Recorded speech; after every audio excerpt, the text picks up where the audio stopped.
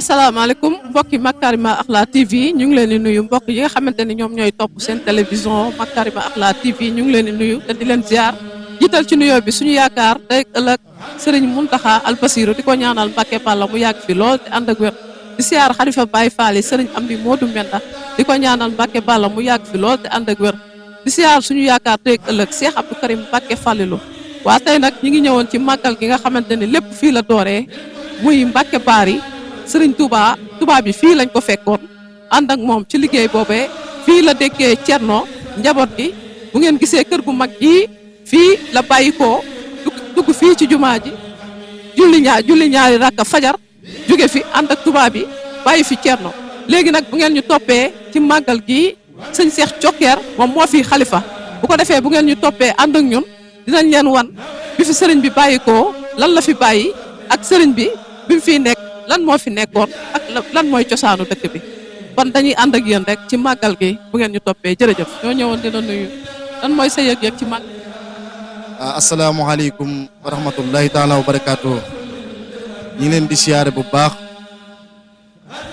bis bii nag dafa doon bis boo xam ne bis bu màgg la bis bu tedd la mu doon bis boo xam ne bisub Serigne Touba la ñu di ko màggal fii ci Mbacke Bari Jolof mu tombeek le 10 août dëkk bi fi la Serigne Touba jóge woon dem ci tukkib géej 1895 fii la Serigne Touba jóge woon dem ci tukkib géej mu tombe woon ak bisub samedi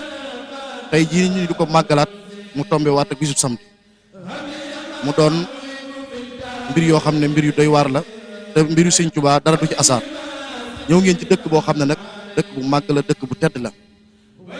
di ñaan lépp luñ fi def yàlla na dëppoo ngërëmal sëriñ bi yàlla na sëriñ Touba Mbacke def tawféex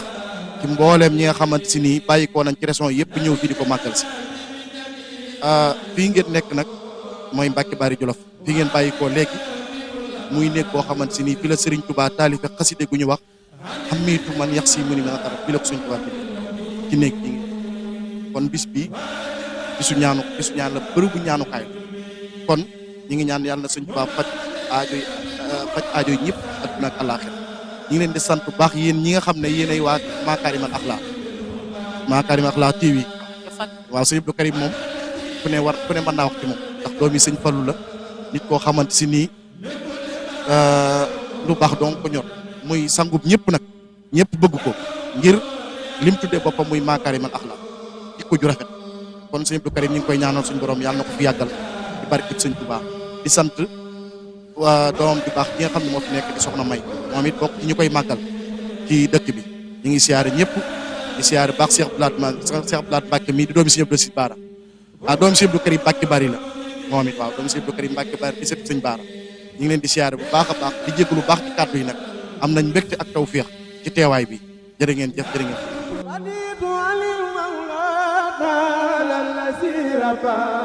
wa